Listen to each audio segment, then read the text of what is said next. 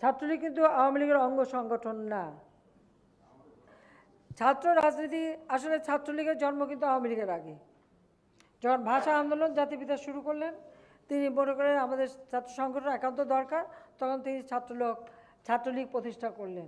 এবং এই ছাত্রলীগ সহ অন্যান্য যে দলগুলি ছিল এবং তমদ্দুন মজলিস, তাদেরকে নিয়ে কমিটি করে এই যে রাষ্ট্রভাষা বাংলা এই দাবিতে সংগ্রাম শুরু করেন। 49 সালে এসে আওয়ামী লীগ গঠন হয়। ছাত্রলীগ সবসময় একটা আলাদা স্বাধীন সংগঠন হিসেবেই ছিল এবং বাংলাদেশের প্রত্যেকটা রাজনৈতিক দল, কমিউনিস্ট পার্টি বাদে, কমিউনিস্ট পার্টির যে অঙ্গ দলগুলি তারা কিন্তু রিলেটেড,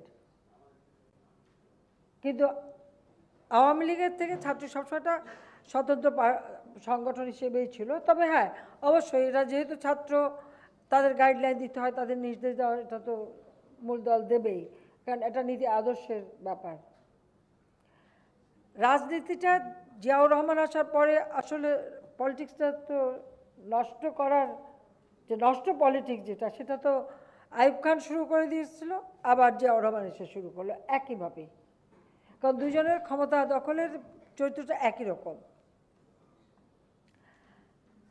আমাদের গঠনতন্ত্রে আপনারা দেখবেন আমাদের কোন কোন দল আমাদের সহযোগী সংগঠন, তার একটা তালিকা আছে, কিন্তু অঙ্গ সংগঠন বলে কিন্তু কোনোটা নাই।